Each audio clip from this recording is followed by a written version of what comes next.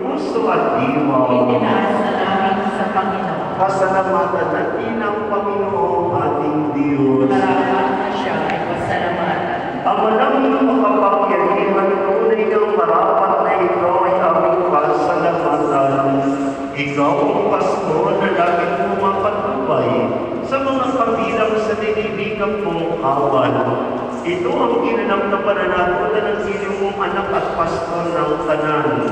Ang mga apostol ay kanyang mga katuwang sa pagiging pastor na patnubay ng sambayanan. Kaya kaisa ng mga anghel nagsisiawit ng papuri sa iyo nang malakupay sa kalangitan, kami nagbubunyi sa iyong kadakilaan. Banal ka po, may kapal, banal ang iyong pangalan, banal ang iyong kaharian, langit lupa'y nagbubugay sa iyong kadakilaan. Tinatangkilan ng lahat ang napalito mong anak, na siya nagmulat sa bulag, sa pilay ay nagpalapad, at nakiramay sa lahat. Ang lahat po ay magsilubon. Ang naming banal, ikaw ang buwan ng tanang kabanalan, kaya't sa pamamagitan ng iyong Espiritu, gawin mong banal ang mga kaloob na ito, upang para sa akin ay maging katawan at dugo ng aming Panginoong Jesucristo. Bago niya pinagti sa pusang loob na maging handog, hinawakan niya ang tinapay, pinasalamatan kanya, pinaghati-hati niya iyon, iniabot sa kanyang mga alagad at sinabi, tanggapin niyo lahat ito at kanin. Ito ang aking katawan na ihahandog para sa inyo.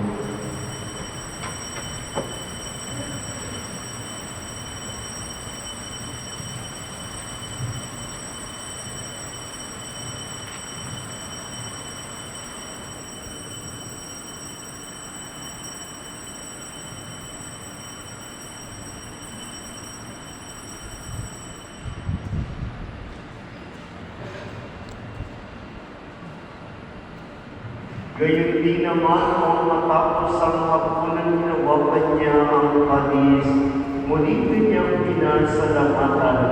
Iniwan niya ang kanis sa kanyang mga alagad at sinabi, tanggapin ninyong lahat ito at inumin. Ito ang kanis ng aking dugo, ng bago at walang hanggang tipan. Ang aking dugo ay ubuhos para sa inyo, para sa lahat, sa iyong pagpapatawad ng mga kasalanan. Gawin niyo ito sa pag-alala sa akin.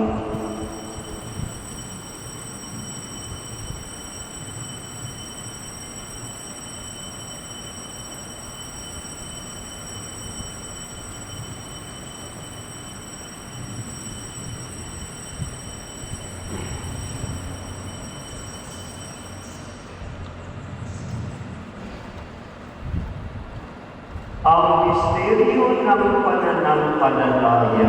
Si Kristo'y namatay, si Kristo'y nabuhay, si Kristo'y babalik sa wakas ng panahon. Ama, ginagawa namin ngayon ang pag-alaala sa pagkamatay at muling pagkabuhay